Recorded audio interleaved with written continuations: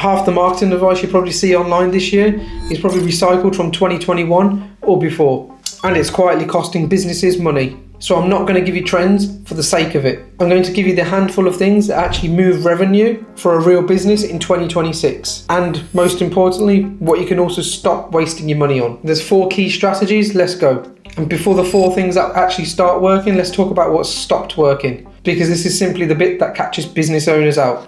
So number 1, setting and forgetting your Google Ads is simply dying. And the reason for that is because the platform is now starting to move towards AI and automating things. It's been actually doing automations for many years already without people knowing, but it's just improving and improving and improving, which simply means the advantage that you could have on your campaign against somebody else's has moved somewhere else.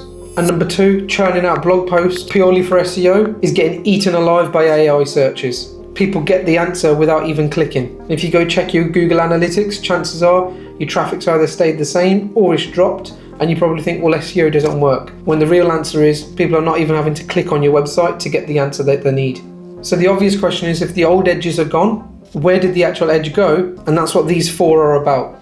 Let's jump in. Strategy number 1, conversion beats volume. This is a big one. Converting clicks beats volume. And here's why. As AI gets better at running ads, everyone can buy roughly the same clicks at roughly the same price. And the ad management itself is becoming a commodity. So the businesses winning in 2026, they're the ones that actually do more with the traffic they've already got. Now, not everyone's ready to buy right away as well, but it's down to some of these key points: how fast they respond, how they follow up, the offer itself, and how easy they make it to book. So stop counting leads and start converting more of them. And if you want, and I actually did a video on this last week that you can click up here to watch, about speed to lead. And before I jump onto strategy number 2, just as a side tip, need to remember not everyone's ready to buy. So even if you're capturing email addresses and names, start with email marketing with them as well to increase the number of conversions later down the line. Strategy number 2, be the obvious choice before they even contact you.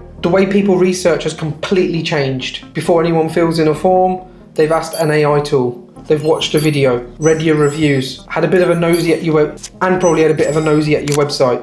So 3 practical things. 1, get your reviews and your reputation online tight. That essentially is the new shop window, especially in AI searches. Number 2, make sure you're findable when someone asks AI the best plumber near me, or best accounting company near me, or best recruitment agency. Number 3, have content that actually answers questions people ask before they buy.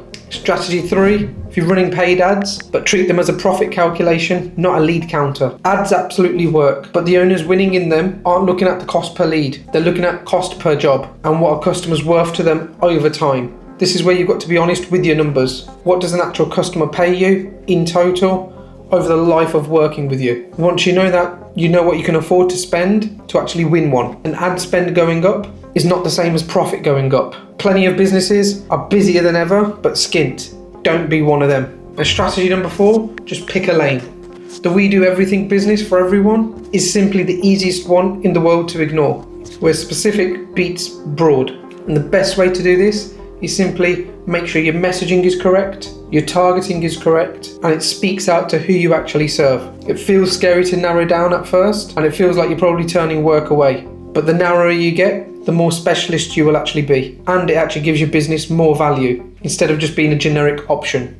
And that's exactly why when we're running ads for clients, we separate out the services with different landing pages speaking to that target audience. And that's because a specialist will always beat a generalist. And there's your main 4 strategies, where conversion, simply be the obvious choice and think of your ads as a profit lens, and simply just pick a lane. Here's what I'd probably suggest for yourself if you're a business owner. Pick one of the ones that you're most weakest at and just fix it before you simply spend another £1 on your marketing. If you found this useful and you'd like us to review your business marketing strategies, click the link below. Don't forget to subscribe to the channel, and I'll see you on the next one. Thanks for watching.